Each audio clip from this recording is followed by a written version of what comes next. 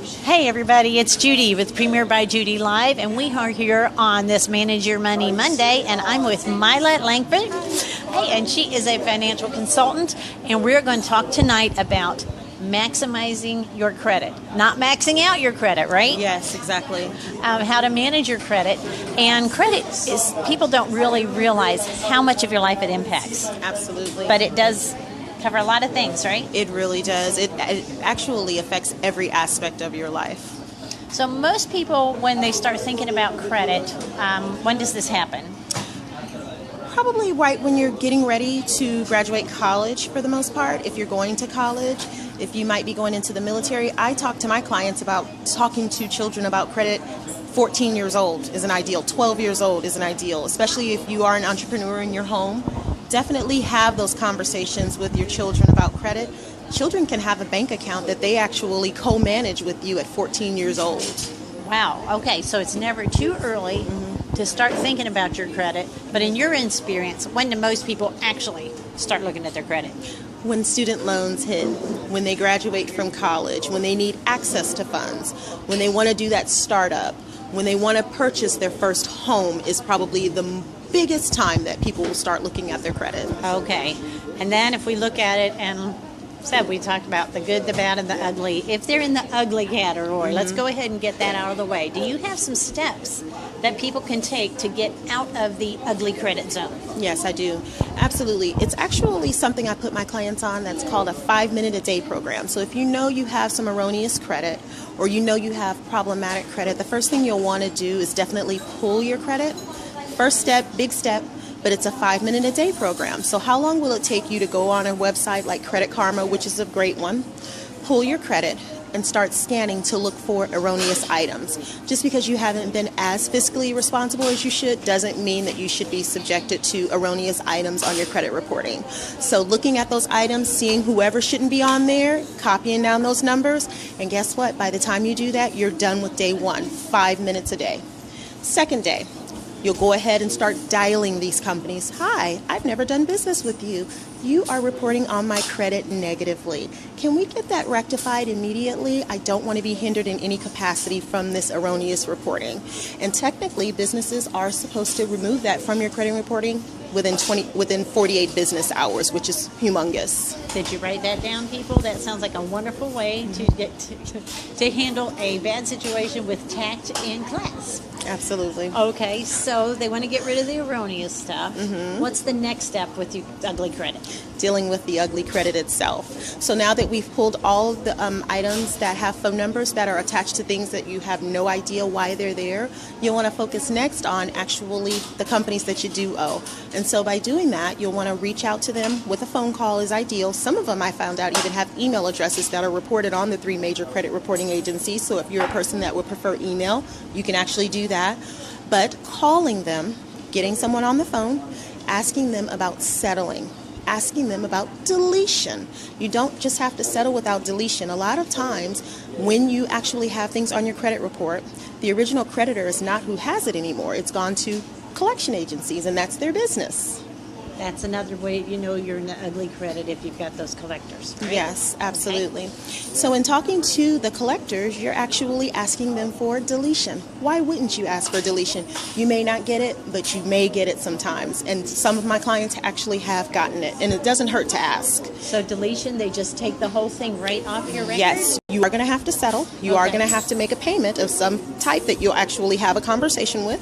If you feel the person that you're talking to isn't maybe having a bad day, maybe you call back the next day and go to the next person on your list and just go ahead and put them on your 5-minute-a-day program for the following day. So yes, you'll want to ask for deletion. If they say no and you say, I want to put this particular creditor to bed, you say, okay, well, how much can we settle? And will it show settled? Because technically that isn't a long process either. Not necessarily 48 business hours is it going to be showing settled, but it won't be long. By the next time your credit is reported, which is technically every 60 days, it should be removed from your credit or at least shown settled.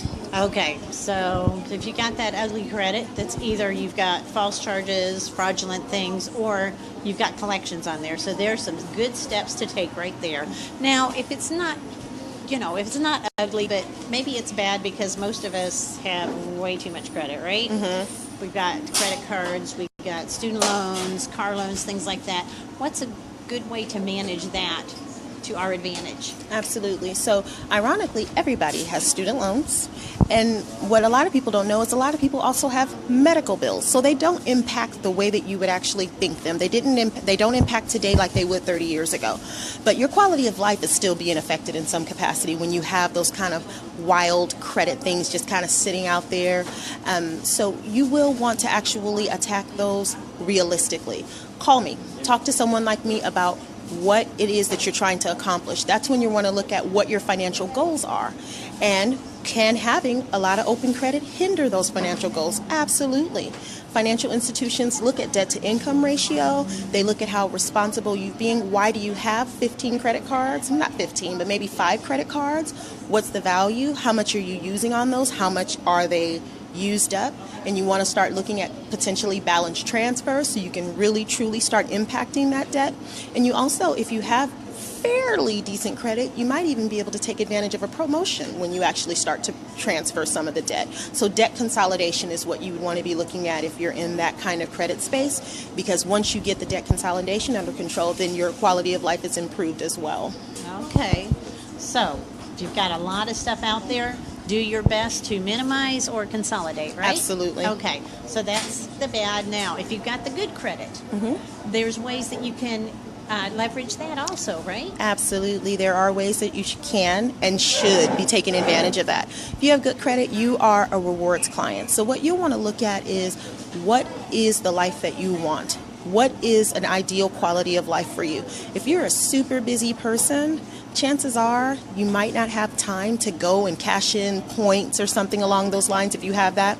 If you're a super busy person, chances are you might want to have something that just rewards you with cash. You don't have to think 2 times about it. And also, you want to definitely take advantage of the fact that you should be getting the best rates. There should be no question about it. There should be absolutely no question about you taking advantage of those good rates. In addition, if you are wealthy, you want to think about succession planning, estate planning, things of that nature, because for the credit that you do use, you don't want someone to inherit that in any capacity. You don't want all of your good hard work from taking advantage of really, really responsible credit usage and the fact that you had a little bit of open-ended credit to take advantage of, or to be a hindrance to whoever you're leaving your inheritance to through succession planning and things of that nature. Okay, and you were talking about, said when you have really good credit, you can manage your rewards and pick and choose your rewards. Absolutely. Right? As you should. Yes, you can. You're a rewards client. It's all about what a financial institution or a creditor can do for you. That's when the tables turn. Right. But they have a cute commercial out about that right now. I think that's funny. But what they don't want is like a rewards card with all kinds of points they never use. Maybe Absolutely. their company always pays for their airlines, and they've got all these trips that they don't need, right? Yeah, definitely look at how you could potentially gift those out if you want to. But more importantly, if it's about you, you have to focus on what kind of rewards would actually be ideal for you. Right. So you could even get like one of those Disney cruise cards, right? Right. Take the family on a cruise. Right. So pick and choose based on the rewards if you've got that good credit. And again, keep it managed or keep a plan so that your family does not inherit your debt. Absolutely. That's another big point. Okay. Now, you've helped a lot of people. Do you have a story you can tell about how someone, with your advice, managed their credit and I have helped a lot of people. I've helped a lot of people who had no credit at all or terrible credit. And I've helped a lot of people who are in a very, very affluent state of finances. And so for the people who want to purchase a first home, who have kind of didn't have that conversation with their parents about credit and kind of have wrecked things, I think the best story that I can tell is one that's right about in the middle. So this is a person who comes from a disadvantaged background, but he wound up being a firefighter, and he was a firefighter for 13 years. And as a result, he was able to purchase his first home fairly young, in his 20s, early 20s. And he, had some debt, but he had been paying it down. He did that early in his career. So lo and behold, 13 years later, his father got sick. He was a veteran. He wanted to take him out of the hospital that he was in and maybe get him some in-home care. He had a sibling around who could potentially help him out and who was working, but not quite enough to be able to really be out on his own. And so what he did was come to me to have a conversation about what he could do to be able to accomplish all of his goals. Here he is, 13 years as a firefighter, wanted to do his own business. He wanted to start a landscaping business, but then he has this big giant elephant of wanting to help family as well. And so what we looked at for him is the fact that he had been paying on his house for 13 years, maybe even 15 years, taking advantage of the equity.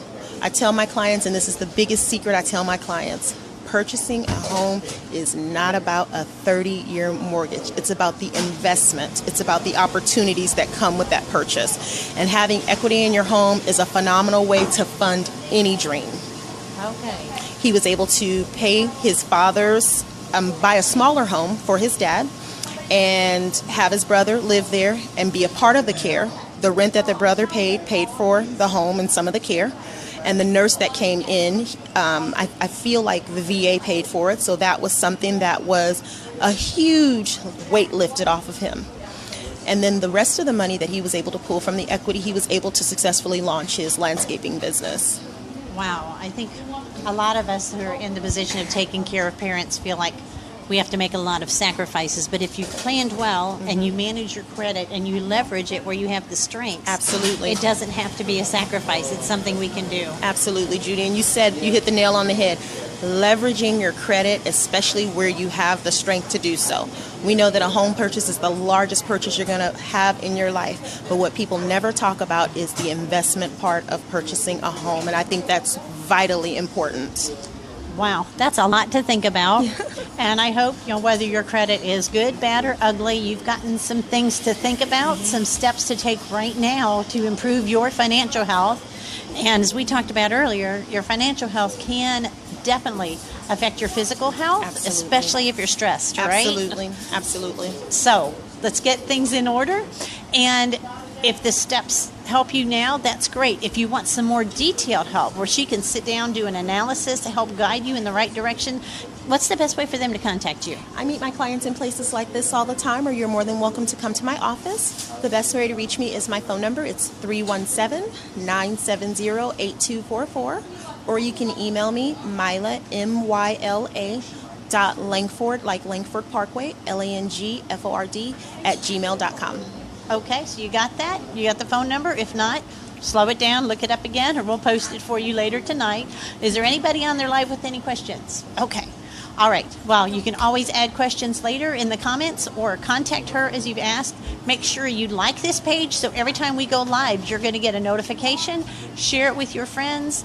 Credit management is probably the least understood area of financial planning, right? Absolutely, absolutely. All right. Well, thank you so much you. for your time tonight. Thank you. It's been great. I hope you've gotten something wonderful out of there. Please put in your questions, your comments, share it, and we will see you next Monday on Managing Your Money. Bye-bye.